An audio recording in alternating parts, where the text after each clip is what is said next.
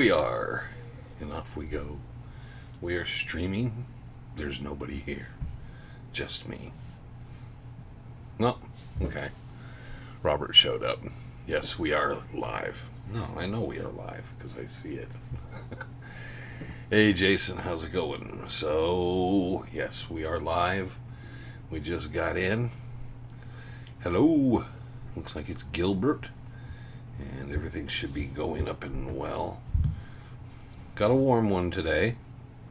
So we're only at 99 degrees. So the high was supposed to be 98. We're at 99. So not bad. But it's about to get back in the triple digits. So hopefully the humidity goes away, because we've had that humidity, which hasn't been a lot of fun. But here we start to roll. So, and it's been a pretty busy week work-wise. Lighting looks, I know I keep adjusting and messing with this. Trevor has returned. I don't know where he's at. He got me this, an ashtray from Prague. So, but he made his return Saturday from Budapest, Hungary. So he made his trip through. He had two big layovers in England. So he was in London, then Berlin, Germany, then he was in Poland, and then he was in the Czech Republic, and then he was briefly in Slovakia. Drove through Slovakia, stopped at a couple places, and then finished up at Budapest, Hungary, and then that was that. And then he flew back. He had like an 8-hour layover in London, though. That would suck. But he said he ended up eating, I think it was breakfast and lunch, or lunch and dinner in London. He had so much time. Can't wait for 115. You're a sick man. Today, and I will mention it here periodically, we will be ending a little early because it's that time of year. It's the most important time of the year. It is the time of Lord Stanley Cup. And because of that, the game starts at 5 o'clock p.m. So I have Stanley Cup finals to watch. Playoffs, I can always wait a few minutes and then go back, but this is the Cup. So I will not miss the Cup. I am a Blackhawks fan. The Blackhawks are not playing. But if you're a hockey fan, which we've mentioned this in the past before when we've done lives years and over the years, when you're a hockey guy, you watch hockey. And the Cup is special. So I will be watching the Stanley Cup tonight at 5 o'clock. There's a duration. And for anyone who cares, go Oilers. I don't think the Panthers have ever... No, the Panthers won the Cup because they won it last year, didn't they? Yeah. So the Panthers won last year. It's a rematch. The Cup, the Oilers, and the Panthers. Last game was a really good one down to the final minute. And so, I'm an original 6, original 8 guy, the Blackhawks, but I still watch the Cup. It's some of the best competitive sport you can watch on television, and it's still the same. It hasn't changed. The game is very similar still. So there you go. Thank you, everybody, for all your support and the kind words, and everyone, the kind comments for the Cayman Welch video. Did what I was hoping it would do. I didn't want anything viral. I didn't want anything to bring undue attention.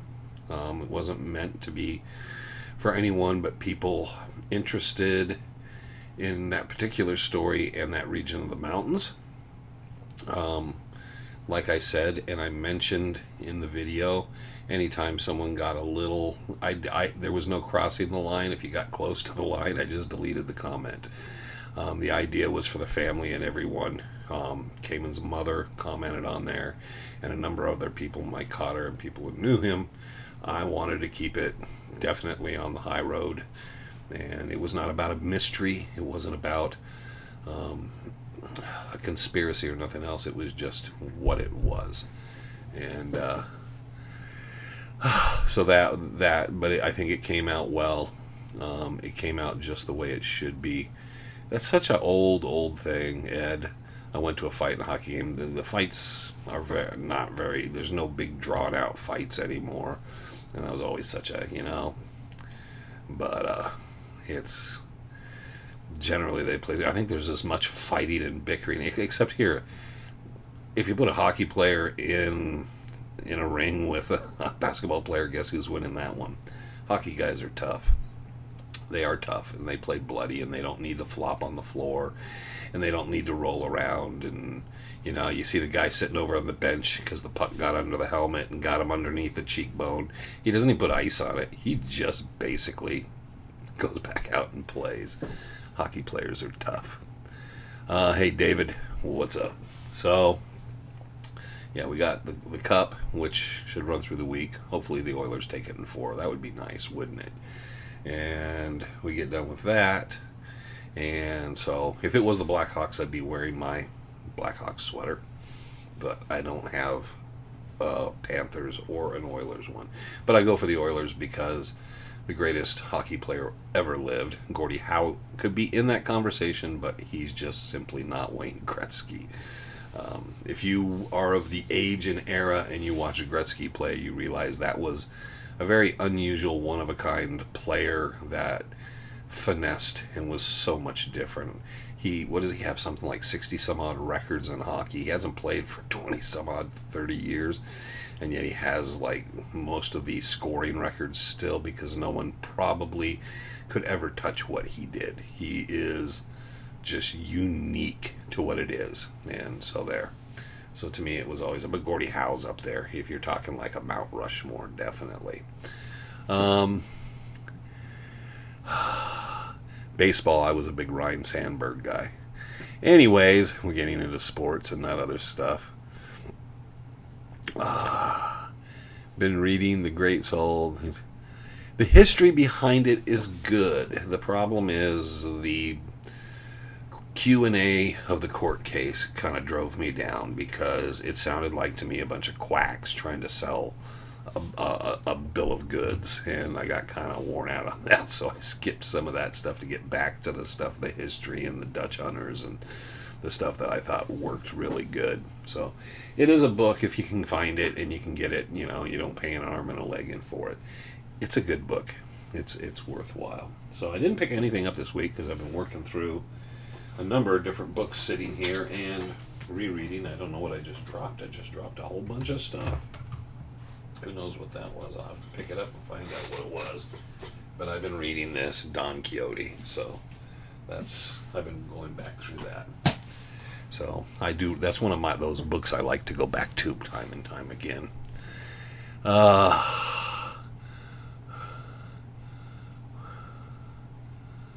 He was a savant, but not Wayne Tuttle. Oh no, I wish I could.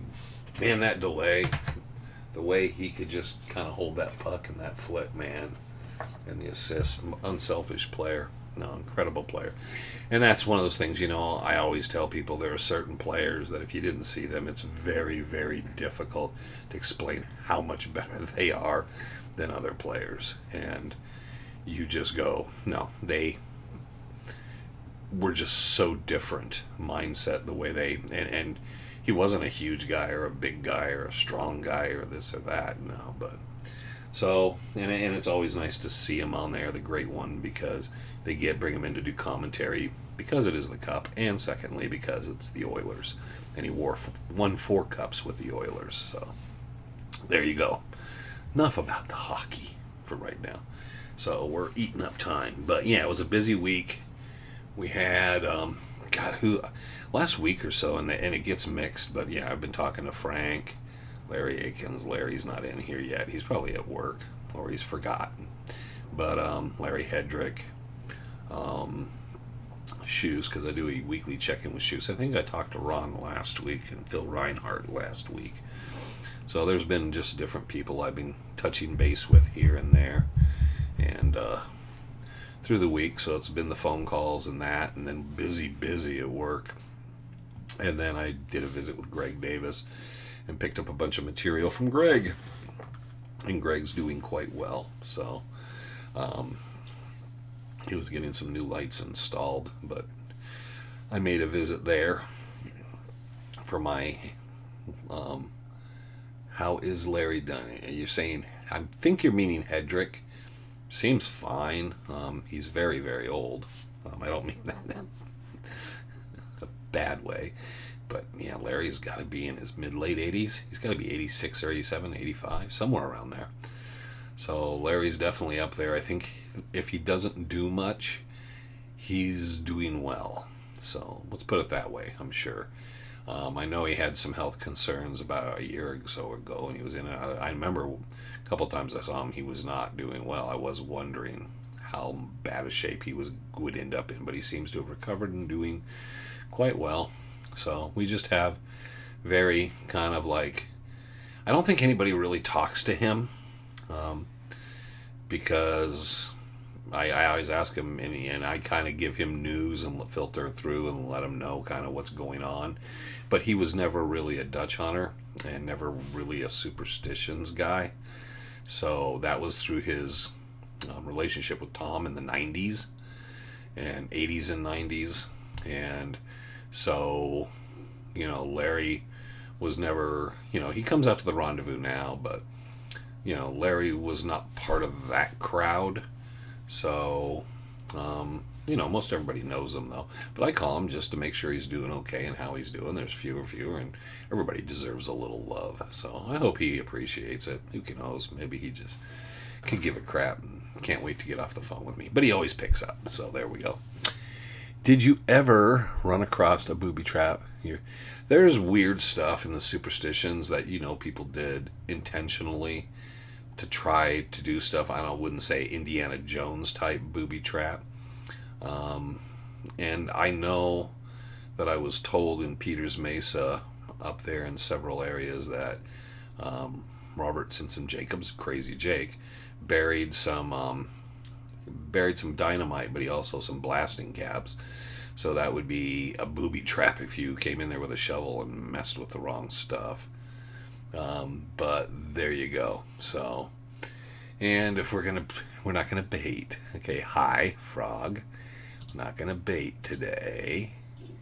So that I consider that baiting. I'm in a mood like that. I remember seeing Larry and Tom on the young. Yeah, and I'm never gonna get into much of their history and that and all, but I was more friends with Tom. I met Larry, and Larry went through Larry's been through a lot of times, and Larry had went through I remember running into him at the rendezvous, and then some stuff happened, and because of that, things didn't go well for him. So, but Frank and Larry used to talk a bit, but I think that was when Tom was alive, and because of Tom, I don't know how much.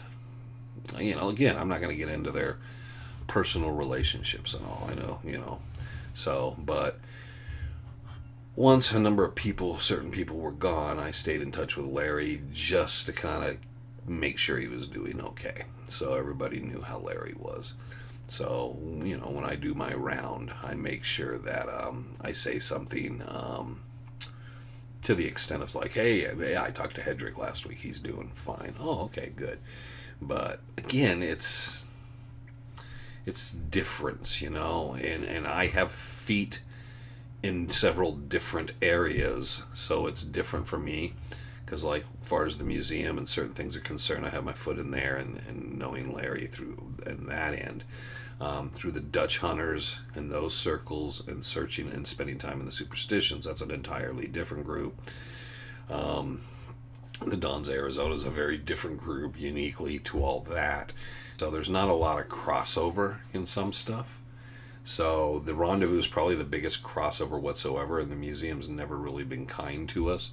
I don't think anybody outside of Greg Davis, really, from the museum, ever came out. So they didn't ever seem to have any interest, even though they were always invited, and I left them flyers. But so it's all different. Yep, I know this reminds me of my grandpa. I love the LDM, and Tom reminded me of my uncle's. Just good old Arizona. Yeah. All right, I appreciate the info. That's why I asked. No problem. I just, like I said, that's a conversation. It's just mainly I always mention is like, yeah, Larry's doing well, so people know that he's over there, and we talk and stuff.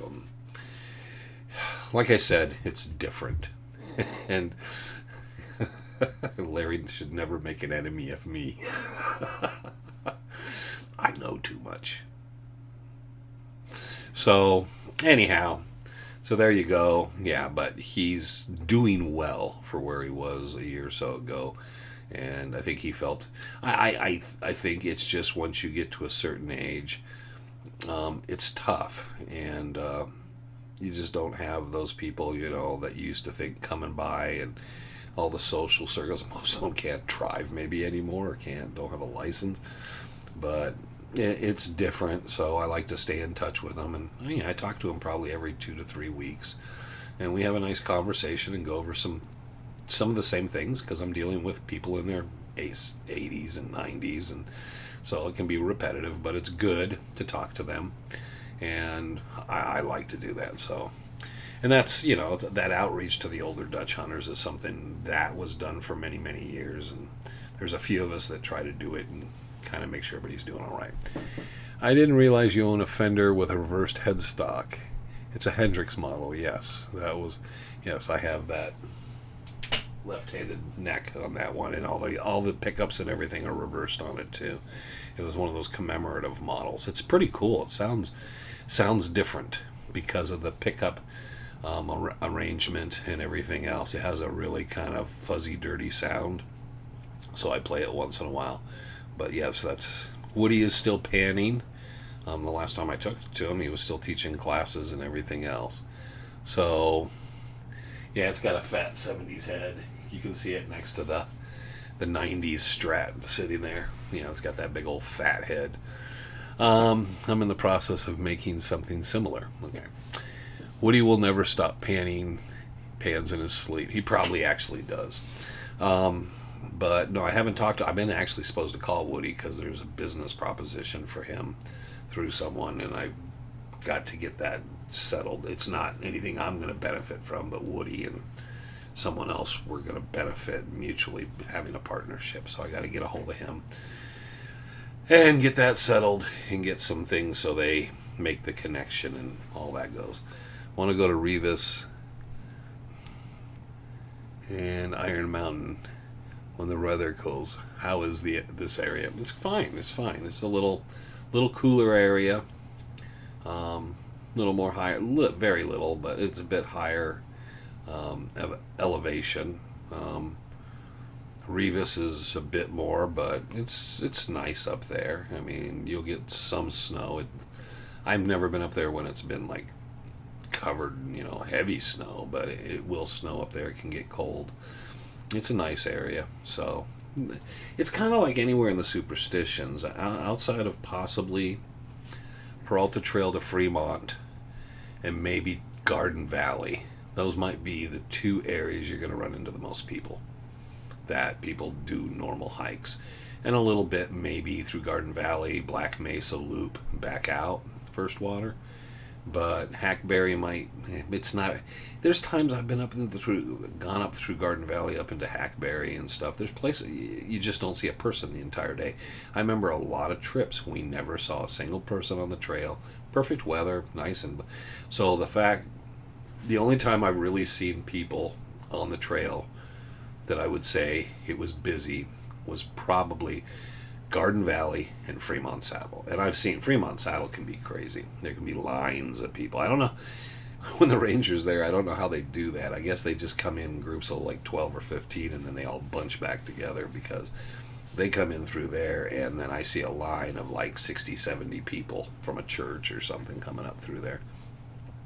So, and I've been up to Fremont Saddle where there's 40, 50 people sitting up there. Can you imagine Julia, Herman, and Reinhardt leaving to find...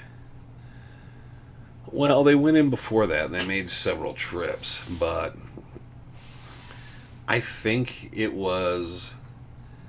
They didn't go away because they had to settle some things. Plus, there's all the drama with everything entailed. We don't know what trips they made when. See, one of the problems when you look at this story is when people talk to Reinhardt or Julia, because Herman necessarily wasn't there right when Waltz died, but even then with Herman, They were asking more about what clues did Waltz give, maybe where you camped at times. Certain information, and some of it is out there, but very little. People didn't think about it. If I had to talk to, if I got a chance to talk to one of them, I would ask, what was Waltz like? What was his demeanor like? What was it like when he told this? When you were planning the trip in December, January? What about, how many times did you guys meet discussing the trip and planning it? Obviously, you guys were pretty excited before the flood came. There'd be a lot of nuances to that story that we have no clue about. Bob Garman knew some of it. There's interviews where he talks about some of the things Herman told him about the early trips. Tom Collenborn's dad knew Herman, and he had a lot of information from him, but Tom never talked about it much. Because I asked Tom once, I just said, you have to have, your dad, there had to be some stories. And he said, my dad didn't really tell me the stories. I learned, things later. So Tom, even though he'd been around Herman was just some old guy. He didn't know the Lost Dutchman thing. So it wasn't, as a kid, it wasn't like he was sitting there like, oh my God, it's Herman Petrash. Ralph Pabst met Reinhardt. Few people met Reinhardt. And Reinhardt was kind of like, would talk to people. But I think people just, Ed, do you know nothing about this story? December 25th, 1890. It was Julia's birthday, Christmas Day. Her and Reinhardt went out to Waltz's farm. That's when they first heard that he had a mine. They were sitting there and they were talking, and Julia and Reinhardt told Jim Bark. Waltz just kind of faded out, quit talking about whatever, and then he just turned to them and just said, my mine lies out there in those Superstition Mountains, and then proceeded to tell them about that he had this mine, and that's where he got the gold, and he had a cache and all, and that they should plan in the spring to go out there and retrieve that cache. That's where the story comes from. If Waltz hadn't trusted and decided to talk to them and plan that trip then, Dick Holmes full of crap. Nobody would ever know the story. They would be like, where did this gold come from this old guy had? It all came from that he weighed in on it. And you can look at the documents of when Emil Thomas leaves Julia and when she's having problems with the store, and then things clear up, and with Reinhardt, and then you can see the timeline fits perfectly, and then they meet. Reinhardt talks at some extent a little bit about, there's a few things that he talked about. He thought they were going to go to the mine. Walt said, no, we're going to get that. I will show you guys where the mine is. And it's very a certain set way it's supposed to be. If Walt dies, Julia gets the ore, and then Reinhardt and all of them can do whatever they want with the mine if they know where it's at. And he didn't give a lot of directions at that point because he was taking them out. They were going to take a wagon, unhitch the two horses. Waltz and Julia would ride the horses from where they stopped with the wagon, where the road ended. And then Reinhardt would walk with their camp kit, backpack, or whatever, their pots, pans, or whatever they needed to go in. Which should tell you a lot about. You believe that those three people, an elderly man who had some health issues, a woman that never had been in the mountains like that, who ran a bakery, and the kid that worked for the woman, that they were hoofing it in up to Peter's Mesa like that. No. Okay? So that kind of starts destroying certain things. But yes, that was what Julia and Reinhardt told Jim Bark, and they multiple times told him exactly the same story. That was what they were going to do. The flood happens, and then Waltz kept thinking he'd get them out to kind of show them the area, get them to where he was going to stop the wagon, but he never got healthy enough to take them that far. That is the story of the Lost Dutchman. A lot of the other stuff there was no deathbed confession. All that stuff is kind of bull honky. So, you get into this fantasy land with stuff. So yes, they sat around and he told them, and Reinhardt and Julia were completely blown away because they did not think he had a lost mine or anything. They thought he had some gold for when he'd been prospecting, but they didn't nothing what he was explaining to them, so it completely fascinated them, which is why they remembered quite a bit of it. But here comes the problem again. Everyone was interested in the directions to the mine and tried to reinterpret and tell Julia and Reinhardt what things meant, including Gottfried and Herman.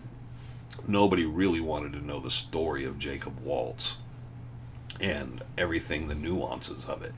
Because of that, we lost a lot. And it could actually help understand the mine and stuff, because I'm sure they discussed how long they were going to be out there, how long it was going to take to get point A, go to point B, turn around, have a meal or two, and then turn around and come back out. I'm sure there was a very clear plan in place. She had a business after all, so they would have to do things a certain way, and whatever it may be. Nobody asked the right questions. Bark asked a lot of the good questions, but nobody else ever cared. These guys were making a kill out there in Queen Valley. Bob and Petrash? I don't know if Petrash was in Queen Valley. I've read different accounts of Waltz keeping that was just the folklore. Part of it was Orrin Arnold. Part of it is Barry Storm. You have storytellers, and when storytellers tell something, they talk about things. And yes, Waltz supposedly goes out, and then he finds a Pima wife, and then his Pima wife, and then the tribe kicks him out, and all this stuff. But we know where he lived. We know that he was up in Prescott, and there's a year or so where he's kind of quiet. Then he ends up in the Phoenix area, and then we know he was generally just lived in the Phoenix area at his adobe house down on Buckeye Road until he died, just before he died of the flood, and he lives at Julia's. Those stories kind of need to go away, some of that other stuff, because it was just storytelling folklore. It's a way to broaden it out. I don't think until Jim Bark's notes circulated, I don't think most people knew any other alternative than this other stuff, and it was all about these other versions of things. And so those became the popular tales. And even Herman and some other people would tell those stories because that was the easy way, people would listen to it. I spoke to someone once. I had one time. I'm going to try to catch up here before I go into the real different accounts of Waltz. Okay, we were talking that. That's one of the problems. You read multiple books and you have multiple stories. But the Bark Notes was the first time people heard what Julia and Reinhardt told Jim Bark. Think about it. Most everything else is either Bicknell or other people telling the story. And they're telling the story as it was. I think even the Phoenix newspaper says, the woman that runs the bakery had an old German, and he got sick, and she took care of him, and he told her where there's a lost mine, and all this stuff. It was just, and it resembles nothing of what we know. Jim Bark met them a number of times. Sim Zealy talked with them. Julia a number of times. He never met Reinhardt. But they got something of the background of what was going on with them. So that story is almost completely unique and separate, which is why we did the Bark Notes, and you'll see the Jacob Waltz section is there intact. Because even though it was never fully edited and put together to be published, it's a manuscript that's written and has things like calling Julia, what was he calls Helena? She wasn't Helena, because we know that's a typo by a secretary or someone, because in the letters between Sim Zealy and Jim Bark and other people, he refers to her as Julia all the time. So we know he knew she was Julia. Whether they used Helena for whatever reason, I don't know. But yes, you read that story, and that kind of is the base model, because you can actually pin and say, oh, this did happen, the flood did happen here. It does make sense timeline. And it makes sense with Waltz, where if you read the home story and then look at actual documented timeline, it doesn't fit. It doesn't work at all with Jacob Waltz's actually known life and what was happening with him, because he was acting like he'd just gotten sick and he hadn't been to the mine in a year or so, where Julia, he told her straight out he hadn't been there in about 10 years because he'd gotten old, he'd been ill, and then he also got older, and there was no reason for him to go. He didn't think he was going to live forever. that's one of those things. He suddenly realized, oh crap, I'm going to be around a little longer. I need some more money. Bark found the monument. And that's, there are a lot of letters between Sims Ely, Jim Bark, and a lot of correspondence and a lot of stuff, and you can read a lot into it. I think what happened is, like anybody, they start searching and then they spread their search out and then they grid searched. And I think he had certain ideas of things, but it's hard to say. I always go back to one of the things I found very interesting is that John Spangler was Jim Bark's nephew through his wife. And he's the one that ended up with the Bark notes and most of Jim Bark's things. The Spanglers don't seem to be involved with the Dutch hunting community at all. I don't know of the Spanglers outside of John himself spending time in the mountains searching. But it's very, very interesting because they have never released a lot of the information. I don't know why. It's kind of like, I don't think anybody's going to offer them millions of dollars for it. And so it's just kind of like, that's where it's at. But John Spangler and Al Reeser got together, and after all this time, around 1980, they're up on Bluff Springs Mountain filing claims, and the first claim they file is called the Alina Sears. Alina Sears was Jim Bark's wife, John Spangler's aunt, and it just is so interesting that full circle they have come back to where Jim Bark and Sims Ely first started searching up along Bluff Springs, and they filed that claim up in there after Jim Bark's wife. And Al Reeser spent quite a bit of time. I mean, I know the Peters Mesa guys will tell you Al was on Peters Mesa, and Al did this, and Al did that. Al spent a lot of time up in the Bluff Springs Canyon area, so up on Bluff Springs. So he spent a lot of time all through the mountains. So to just pin, but that's what Dutch hunters will do. It was like the thing.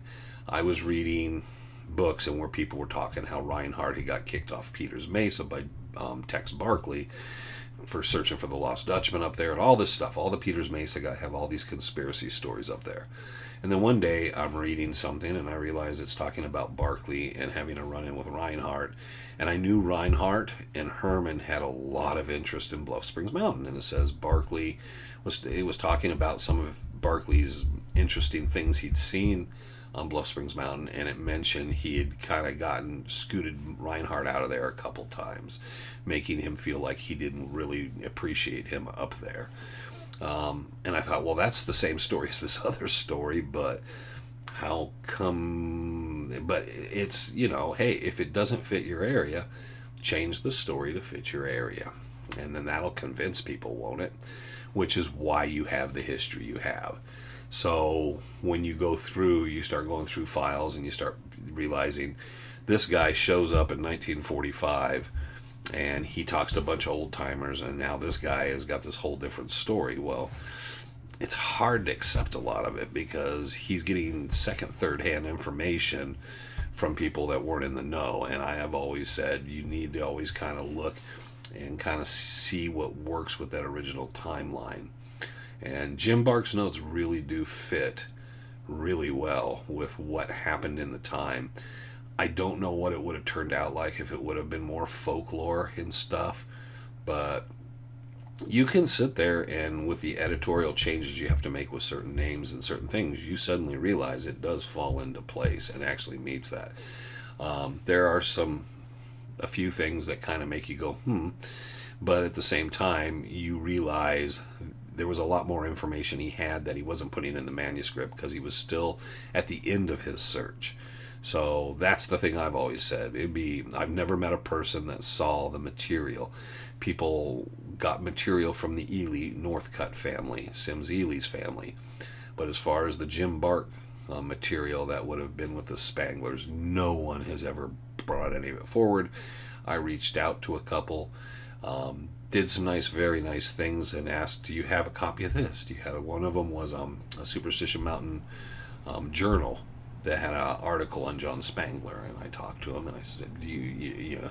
So I just, if I can, I reach out and say, well, here's a copy of this for you, and I hope that it opens something that I can actually say, hey, how far can I go with these questions? Is there any information? Can you even just verify something for me that there is more additional material? Who in the family? There is someone in the family holding this stuff on.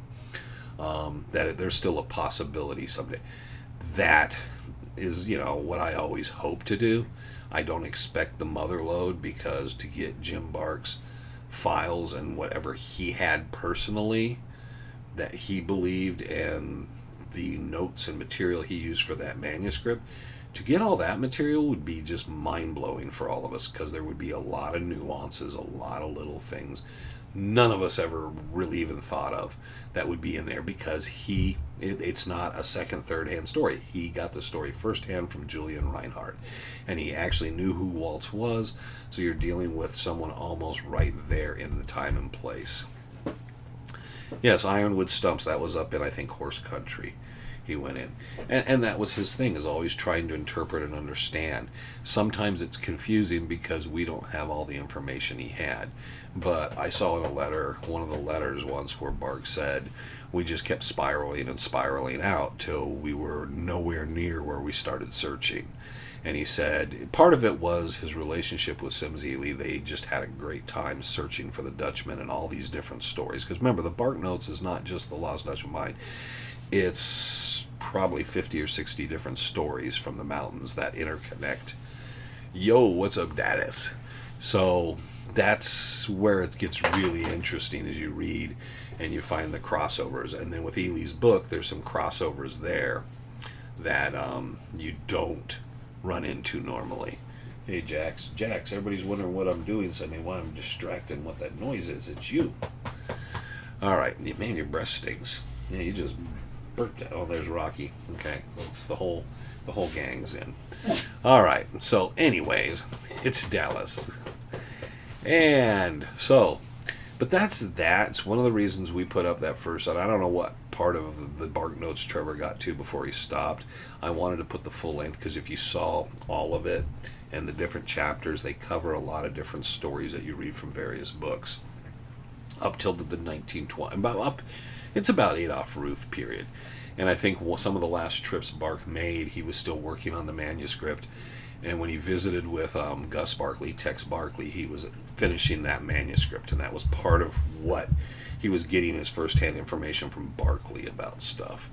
So great job on the lesson. Yeah, thank you.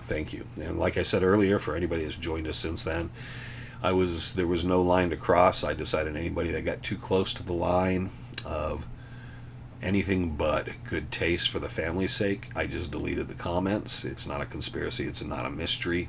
It's something very tragic happened to that young man, and you hope as the people, I only wanted it for the people that actually have a definite interest and would be out there. It was not meant to be a viral thing or make money or anything like that. The whole purpose of it was to help put the right people in the area, and I know a number of people are, and see if something comes about it in the next year or so to give the family some closure. Even if you say, yes, I know it would be heat exhaustion with heat stroke, and you don't know how far, you don't know that. Not knowing, even though you know, is rough. So anyone that came close to the line, I just went, I'm not even going to think about it or reprimand. And if somebody wants to hate me or unsubscribe, I could care less, because the point is doing the right thing. And that video, when we started, when Mike Cotter talked to me and we talked about it, I said, let me go look at other videos, because I knew there were some other videos. And I went and looked at the other videos, and I was like, oh my God, this is horrible, because it was all kinds of BS. And people and then I looked at the comment, I was like, oh, it's not good for the family, the friends. It doesn't do anything to help the story. It's all the wrong bad publicity for everything. It doesn't need to be on Unsolved Mysteries, because guess what? If it plays to 1 million people around the United States on Unsolved Mysteries, 990,000 of those people, or 95,000 of those people, most everybody that watched that program, are not going to be anywhere in the area and be able to do anything other than speculate and throw their ideas in. That's not helping it. It's boots on the ground, someone out there, and they end up kind of going there. So And I miss Dale real quick. Greetings from Prescott, so I catch back up. I try to catch up, but yeah, it's like, do you think Bark has no family descendants except the Spanglers from his wife's side? Jim Bark did not have any children. I don't know what will ever happen. Like I said, I've always tried to keep myself an open, line with a few people, and I've always been very careful on my inquiries of anyone that knew John, or knew any of the other family members. The only thing I was ever curious about was they're protecting the material. They don't really talk about it. You never see interviews or anybody discussing anything other than John. You don't see any of them out. I mean, it's weird because they're not in the mountains. I don't know of any of them if they're there. They've never, if they could be amongst us, but yes, I know nothing other than that. So whenever I know I'm given any kind of introduction, like with a number of people, that's some people listen to this and watch this, I keep people's privacy very private, and in those cases it's just like, well, thank you, and and I go, hey, if there's any time anybody in the family I could like talk to and wanted phone callers, I'd love to ask some questions. And I just get the feeling it just never goes anywhere. But I'm always like, hey, well, here's this journal, has your your grandfather or whatever in it, or do you have a copy of the Bark Notes? Oh, okay, you do. Good. Okay, because if you needed one or anything, just let me know. I'll get you one. I've always tried to do that. Well, look at David shows up. Must have got up from his nap. And yes, the crime podcasts are meant to make money. That's all it is. It's meant to make money. I have several friends that do those, and that's one of the things when people turn to me and say, your mannerisms, your live, your videos should do well better than other people's.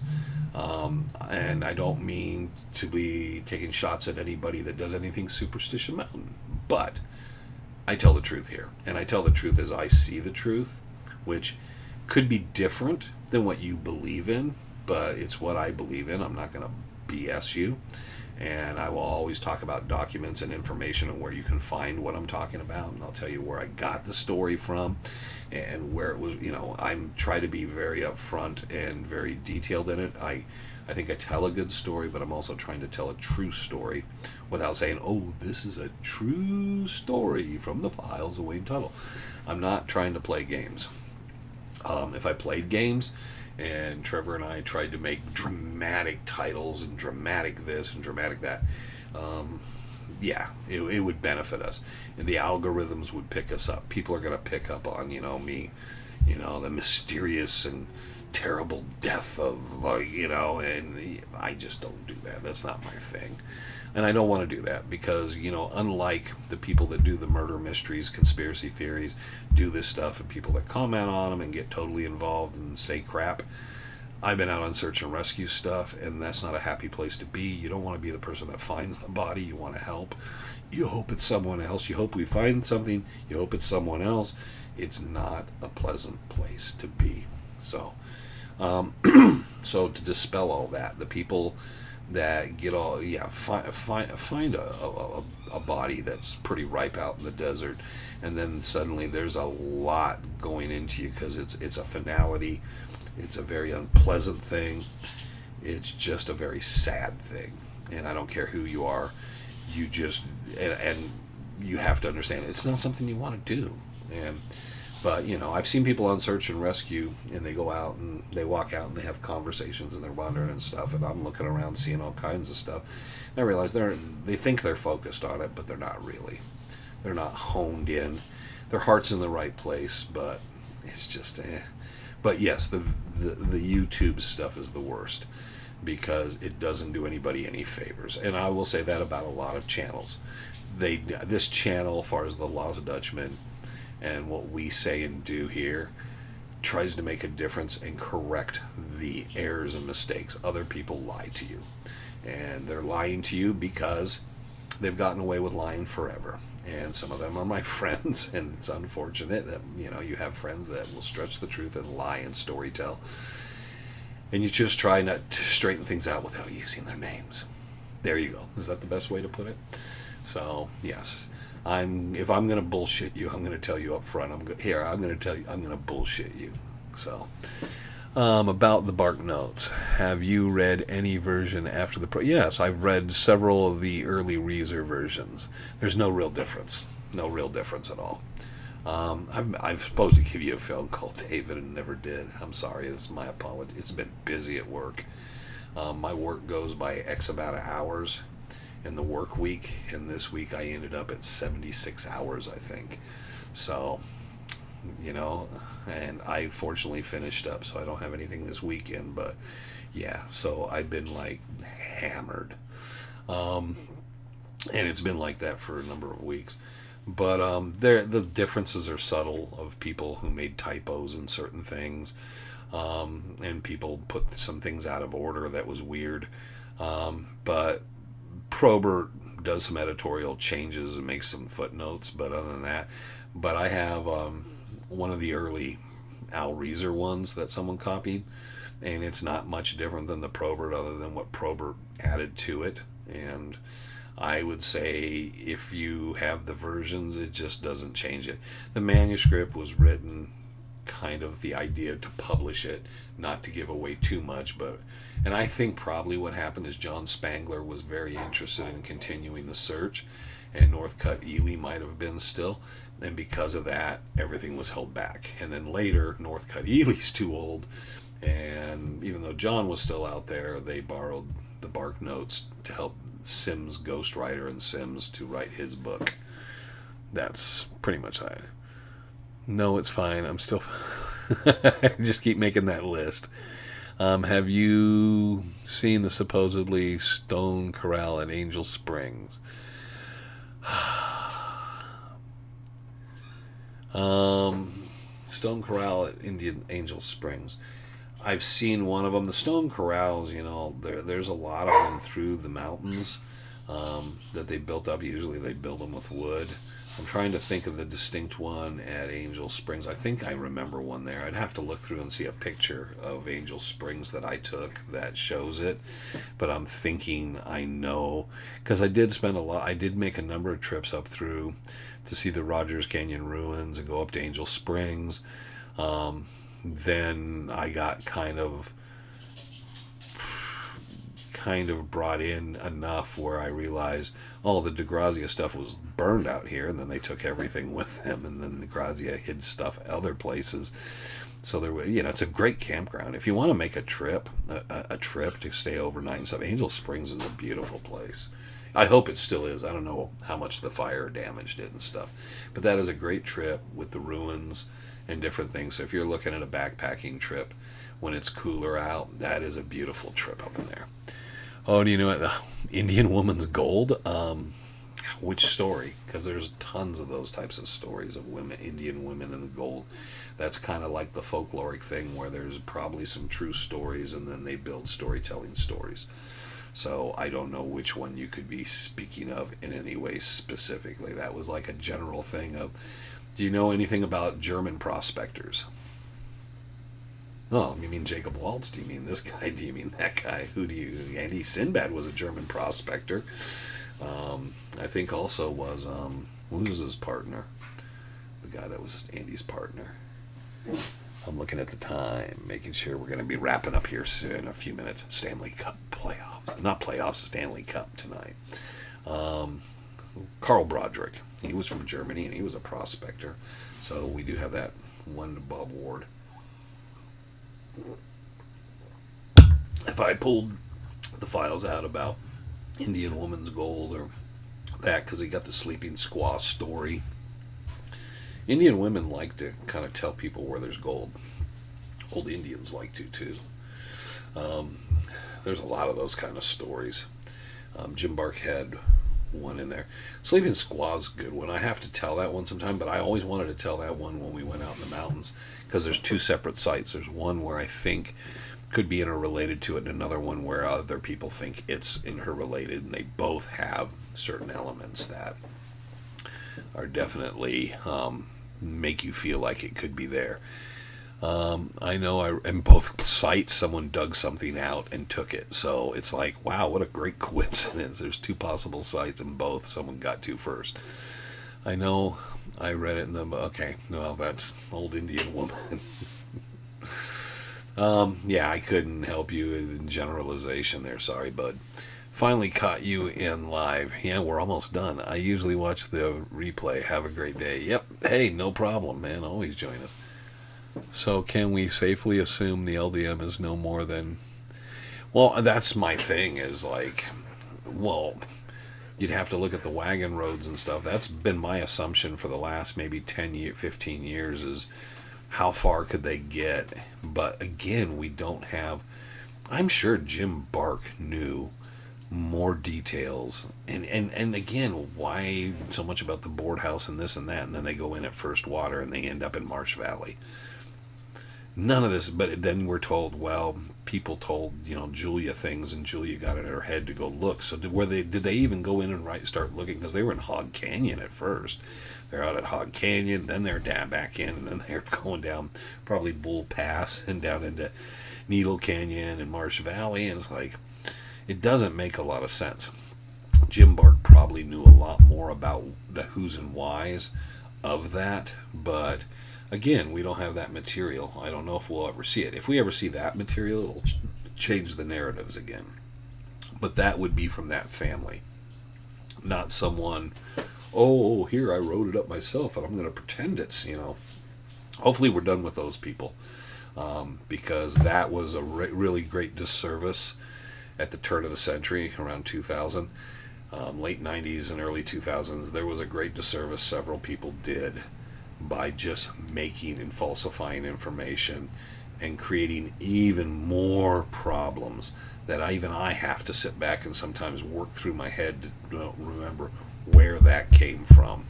And that was horrible stuff. I mean, when you do that, you really cause a problem for everyone.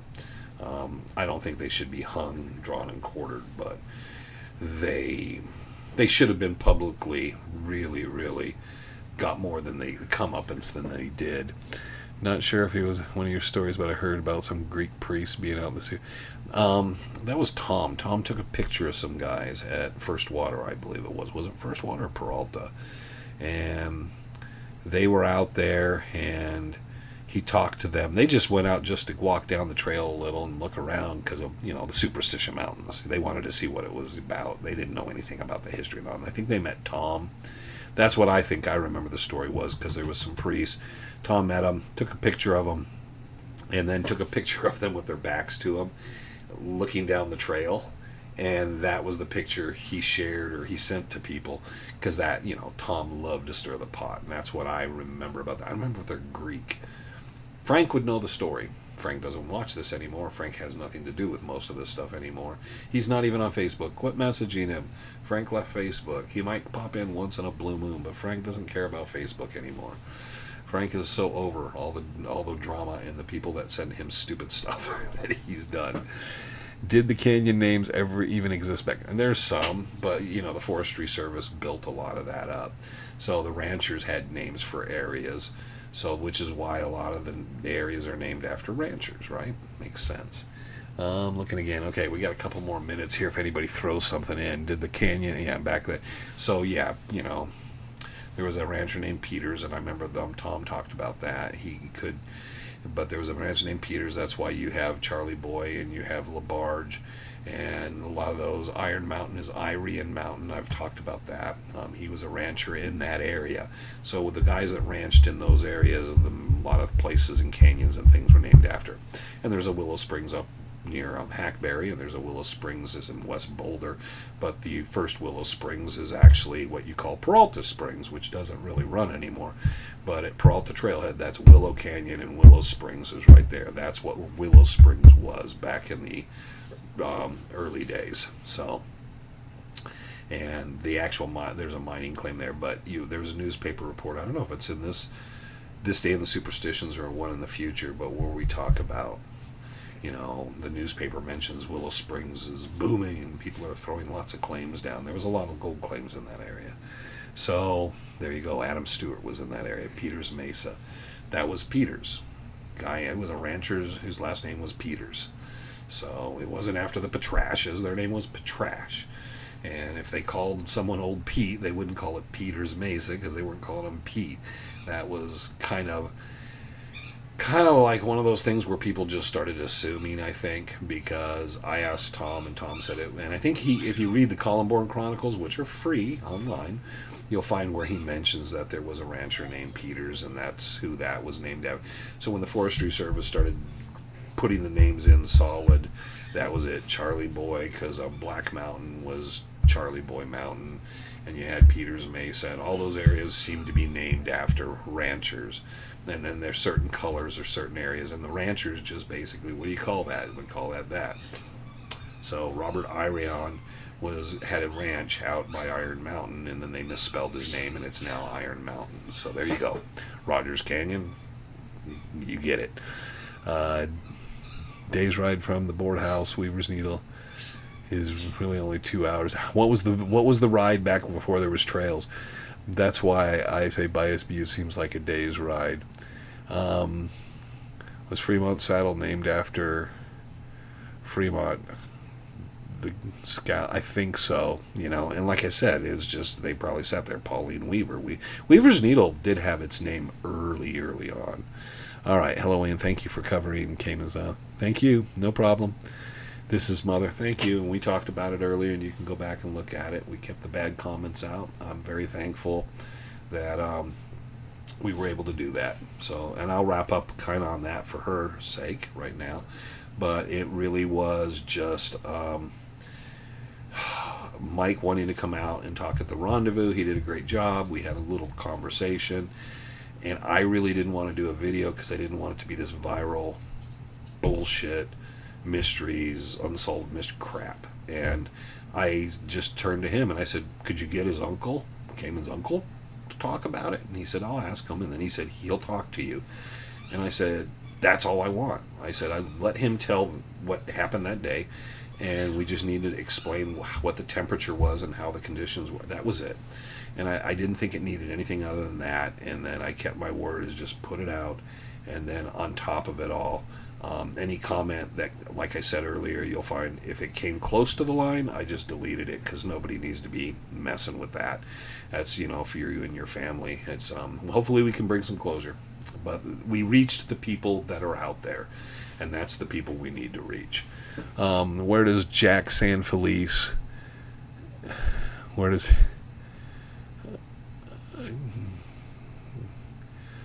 Jack San Felice think it is? He thinks it's the Silver Chief. He's been saying that for 2 books. He thinks it's the Silver Chief mine. He hasn't made he's been out at the rendezvous talking about that and pushing that theory for quite some time. He's been totally convinced it's the Silver Chief.